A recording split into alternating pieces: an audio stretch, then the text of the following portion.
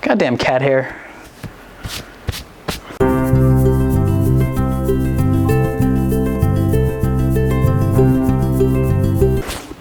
Anyways, where was I? Hello and welcome back to an episode of Generation Films. My name is American Ben. In the age of extrasolar man, there are humans.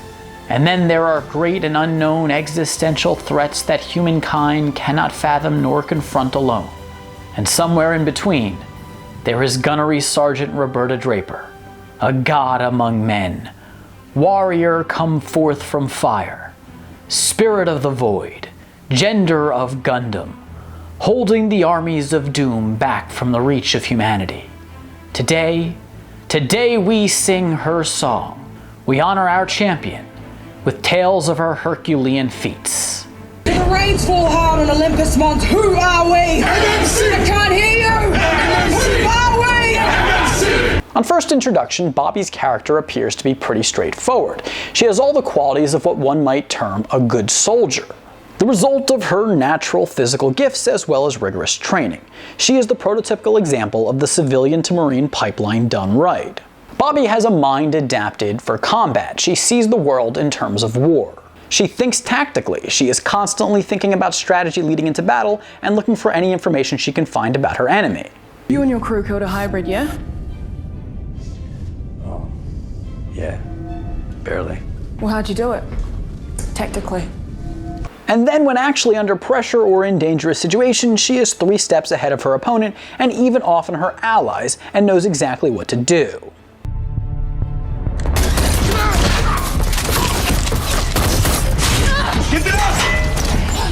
Bobbie does seem to get anxious under duress, but not shaken, and her anxiety seems to make her perform even better. That said, she happily walks into bullet fire without a care in the world, though her Goliath power armor might have something to do with that. But back to her mind. Bobbie thinks in a very practical, honest, and analytical way, and this can cause her words to come out rather blunt. There's a maintenance crawl on the other side of that wall. It should lead us to the elevator shaft. That is not going to work. Right. You'd never make that climb. She doesn't have time for niceties. She wants to get the job done in the most efficient way possible. And she's also very used to people in the Marine Corps assessing her very openly and directly. As Bobbie is trained to think in a way that produces efficient behavior, she also does not waste time dwelling on obstacles that arise or feeling bad for herself. She simply accepts situations for what they are, adapts, and keeps going. Motherfucking thieving belchers. We don't need armor for this. Take what you need and head out. At one point, when she, Kotyar, and Avasarala were trying to escape from Jules Pierre Mal's ship by fleeing in the racing pinnace the Razorback, the group found themselves unable to access the escape ship because of a locked docking bay door. So Bobbie blew a hole in the bulkhead of the Guanxian, scaled the side of the ship, and manually opened an airlock door in order to get to the Razorback.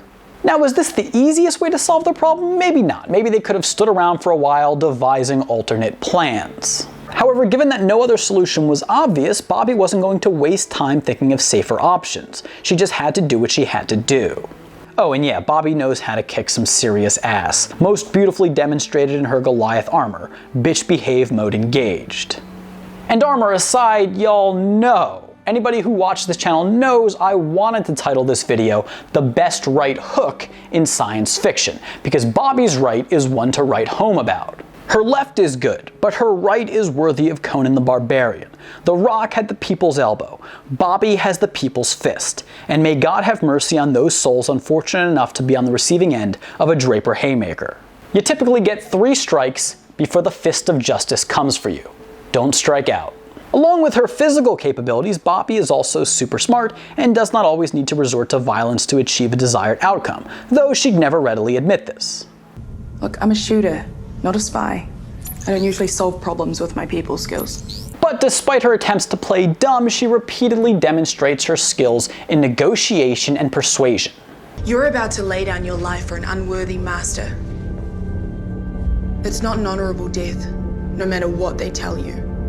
Bobbie knows how to outsmart her opponents and even successfully plays mind games with them. And beyond her skills in persuasion, Bobbie is otherwise intelligent as well. She's able to effectively analyze people and the environment around her.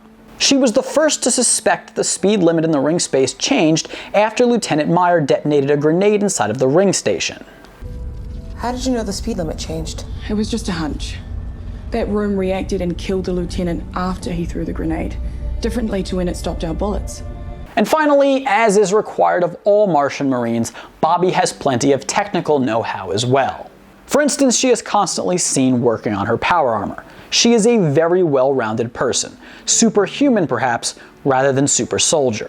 Bobbie keeps her fellow soldiers focused and projects an air of confidence amidst battle. Hold fire! Not our problem! Spread out, make a line, free fire, 500 meters! 500 meters, we don't have to engage! That line, you will fire! Do you understand, Marine? Ah, good! She's immeasurably brave and is at the front of the pack when confronting an enemy. She piously upholds the principles of the Marine Corps, putting the people around her before herself. You have to tell someone what really happened out here. That's your job. I'm not letting you die. Perhaps nothing is more representative of the quality of the Martian Marine than the time on Io when Bobbie volunteered to lead the hybrid away from the children on her own. She hunted it down and beat it one-on-one, nearly sacrificing her life in the process. Another observation one might easily make about Bobbie is that she's somewhat cantankerous. She has an attitude even with her superiors. You know we can get you a new suit. Fuck off. Sorry, sir. And of course, Bobbie's spontaneous outbursts towards authority conflict with her respect for the rules and regulations of the Marine Corps. On one hand, as a soldier, she has a lot of pent-up emotion. She has a lot of love invested in Mars and anger towards those who would threaten its future. On the other hand, she's just straight up a little bit toxic. You wanted action, Stickman. You got it. Is this what passes for action with you, Navy type, sir? Ah, air condition. You give me life. Okay, now that we've gone through some surface observations about Bobbie, what's underneath the power armor? What makes her tick? First, I want to show you this scene. Pay attention. Why? Actually, it has nothing to do with the point and isn't relevant at all aside for providing a good visual analogy for 2020. But I'm showing it to you because black looks great on Bobbie. I mean, Bobbie, you're smart and talented and all, but I'm just saying, all black, it just works for you. Keep doing it. But back on point here, Bobbie isn't just a one-note killing machine. She's a fairly dynamic character. What we must come to terms with in regards to Bobbie's psyche is that she has been conditioned against her better nature, or at least against her adolescent socialization. Bobbie has been taught to be a good soldier, to be loyal to Mars, and for a while, she was. When we first came to know her, she seemed hell-bent on skipping past all of the useless diplomatic lollygagging to a full-on war with Earth. Maybe we can't have the dream of Mars until we've had that war. And she did exhibit some signs of intense nationalism. Who defaced the Martian flag on the bulkhead? I updated it. You think that's funny? However, behind all of Bobbie's violent rhetoric and heavily pro-Mars sentiments, I personally never really sensed the heart of an extremist or a lack of humanity. Quite the opposite, actually. Now, I'm not saying that Bobbie doesn't sincerely love Mars. She does, and that's the distinction we need to make. What I am saying is that it is her best qualities that led her to be so thirsty for war. She honestly cares about Mars and its people, and she wants Mars to develop into a prosperous habitat for its denizens. And she lived under the illusion for a while that Mars was the absolute good in the Sol system, and that the spirit of Martians was unmatched. I kind of see Bobbie's view of Mars as comparable to how many children see their parents as infallible and omnipotent until they reach some sort of turning point along the path of maturity. Bobbie's turning point was the attack on Ganymede. Her whole team perished in the attack. She had believed in Martian superiority. She had believed in Martian righteousness. And right after the ambush, we began to see her crack. And though I'm sure she was suffering from severe PTSD, her strong persona was breaking down as reality seeped its way into her view. Lieutenant Sutton, he would have picked up on it. He was alone. Lieutenant Sutton was killed with 11 others on this run. And this started a chain of events that led Bobbie to discover Mars's corruption. That Mars played a part in the deaths of her fellow Martian soldiers was a fact so unequivocally depraved that she was forced to see Mars for what it is, a deeply flawed state.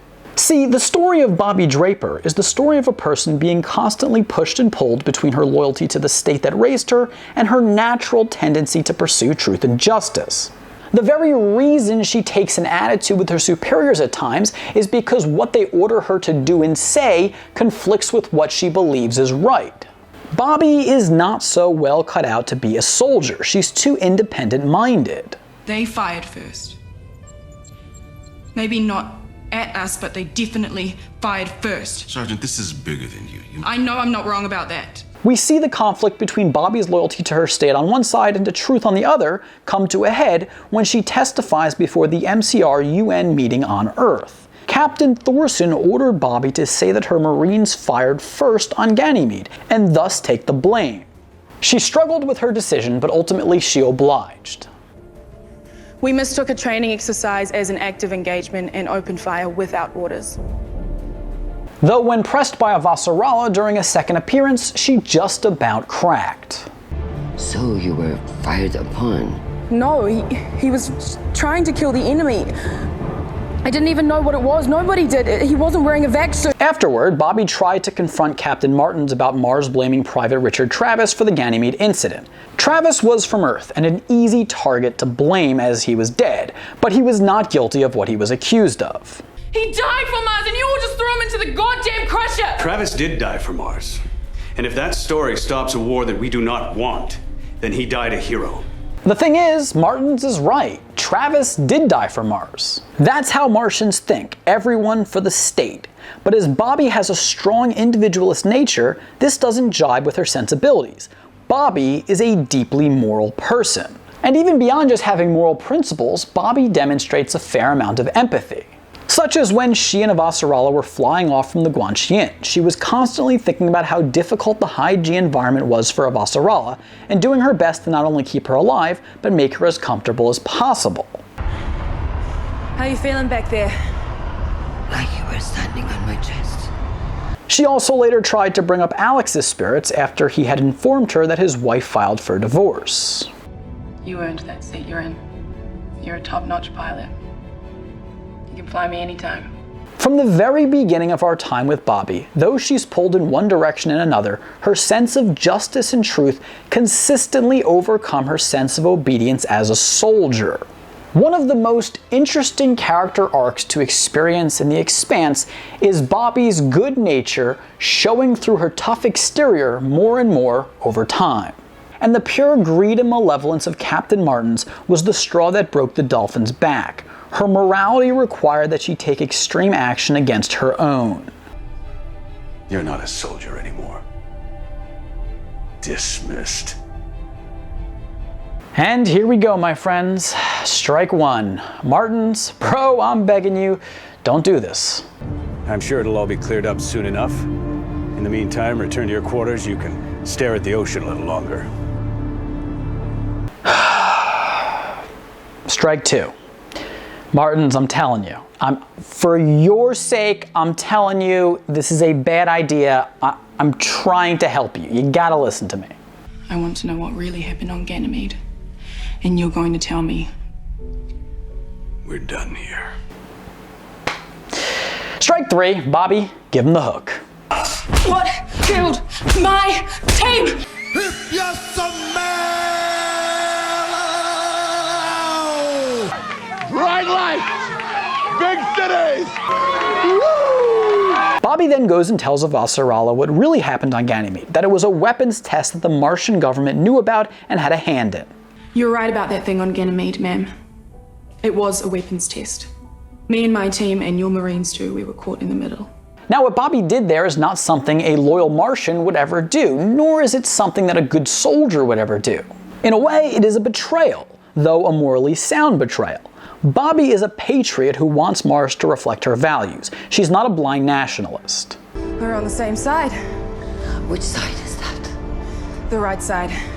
Among the list of attributes that Bobbie has, it's really hard to pinpoint significant flaws. I mean, okay, sometimes her impulse to just beast mode things or muscle her way into things results in a lack of needed caution. She's a brilliant tactical mind, but her toughness can sometimes put her in harm's way. For instance, it's hard to forget the time she was climbing up an elevator shaft and an elevator almost hit her, and her plan was just to brace for impact. I mean, the kind of damage that the elevator might have sustained could have been very costly. And also, Bobbie shouldn't just dive right into food offered to her by her enemies, but hey, I get it. Hunger is a bitch. And Bobbie, sorry to say this, but you gotta work on those push-ups. Those are quarter reps. However, if Bobbie truly had a fatal flaw, it would be her very principles themselves, which exist in concert with her underlying fealty to Mars. Bobbie ended up getting demoted for her actions on Earth in disobeying orders and absconding to the UN's custody. Her fellow Martian Marines came to distrust her and mock her for this as well. You sure you're up for this, Gunny? What do you mean by that? The things Holden did in the war with your help, it's a big part of why you were reinstated. Be understandable if you're feeling conflicted. Bobbie has repeatedly been punished for doing the right thing, not something that's necessarily a priority in the Martian system. Later, while on the OPAS Behemoth, when two of her fellow Marines attacked Amos, Alex, and the rest of the group attempting to stop Clyce Ashford from destroying the ring gate, Bobbie actually helped Amos and Alex defeat the Marines. She did so because she believed it was the right thing to do. And again, she returned to Mars to face the consequences, and she was dishonorably discharged and ended up having to do manual labor to support herself. Someone less principled might have just not returned to Mars. But Bobbie is a glutton for punishment. She's truly committed to the betterment of Mars and to her principles, and so she bears punishment for it. And even when her nephew's bad decisions put her in a position in which she was forced to break the law and compromise her values, she still tried to hold out. After what they did to you, you don't owe this place anything. I'm not a criminal. But alas, the system was so broken that everyone was corrupt. The criminal who was forcing her into a life of crime was also the police. I'm Detective Esai Martin. A goddamn cop. And because everyone was corrupt, because the broken Martian system only allowed prosperity through cheating, Bobbie finally broke. Partly by force, but mostly of a broken heart. Look around you! The dream of Mars is dying! So stealing and getting yours, that's the answer? At this point, Bobbie had discovered her own government's hand in killing Martian soldiers, and she had been punished by the Martian government for doing the right thing again and again. And then she came home to a dying society falling into sin as the ring system had opened new possibilities to Martians tired of terraforming all the time. But Bobbie, while broken, still maintains some semblance of her strong character through it all, and that is why moving forward she stands to accomplish great things. And she might go off to work with Avasarala now. I actually don't know what happens next, but it kind of feels like, given who Bobbie is, she'll never be able to truly thrive until she's working on her own and she's able to make decisions based on her own values and principles. But anyway, that's the video. Let me know in the comments below what you think of the most badass space marine in science fiction, Bobbie Draper. If you liked the video, please do give it a thumbs up. Remember to subscribe to our channel, hit that notification bell. It's hot in here. I gotta end this damn video and change my shirt. For now, my name is American Ben, and I'll catch you next time. Generation Films, peace.